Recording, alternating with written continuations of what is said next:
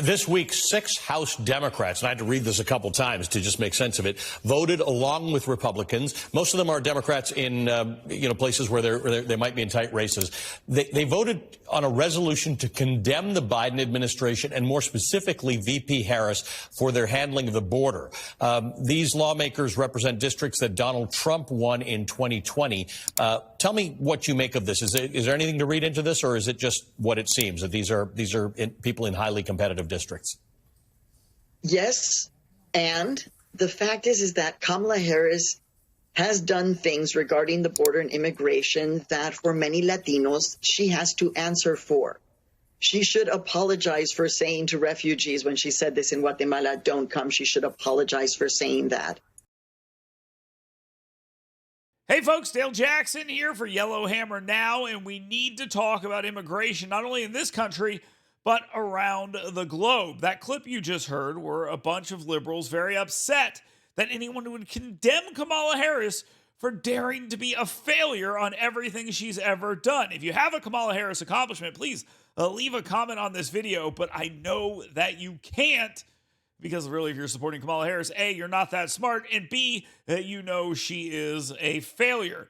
But U.S. Representative Mike Rogers, a Republican from Sacs, Alabama, has made it very clear that the condemnation of Kamala Harris is not only necessary, but it also paints a very stark picture of where this country is going if we continue to have policies like Kamala Harris's, Joe Biden, and whoever they decide to make the VP of this individual candidate for president, Kamala Harris.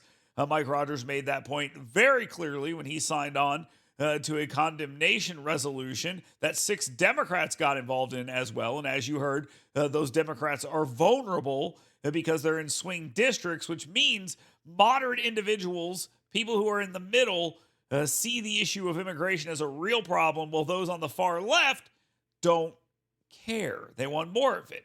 But let's look at what's happening when you get more of it. Let's look to the UK and watch how the media covers a bunch of angry natives who are seeing a problem in their country right now. Watch this. European officials are trying to get a handle on anti-immigration riots causing destruction in the UK. Yeah, that's in the city of Bristol. There are dozens of protests taking place across England over the weekend as police have deployed thousands of officers, many in riot gear. Now, in one town, rioters tried to break into a hotel housing asylum seekers as police managed to push them back. The UK's Prime Minister condemned these attacks, calling it far-right thuggery.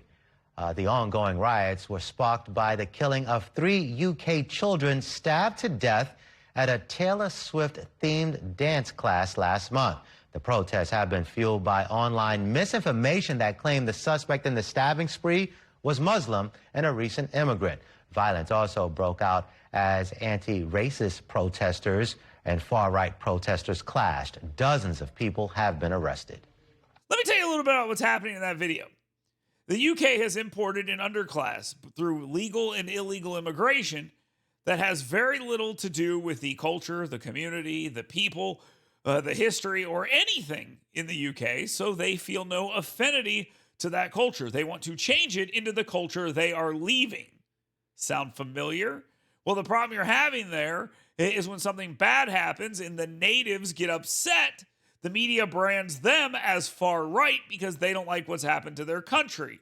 And you have what's happening there, which is riots, people who are mad that some children were slaughtered at a dance studio.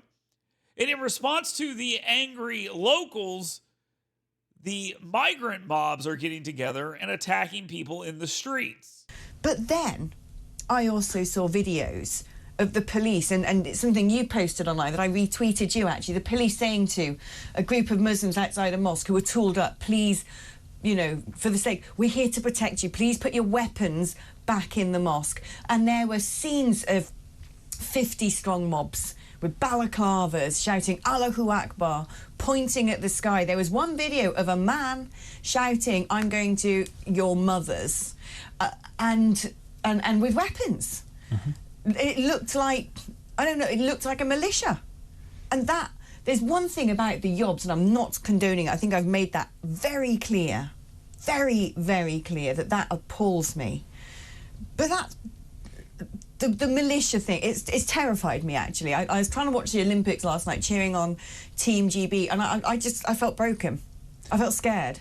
Yeah, I mean, this is the problem that we've found it hard to articulate exactly what's going on because people feel so scared to speak. Now, before you say this can't happen here, remember, the politicians in the UK are taking the locals, the natives, to task for not behaving appropriately while making excuses for the migrant underclass and the crimes they're committing. Does that sound familiar?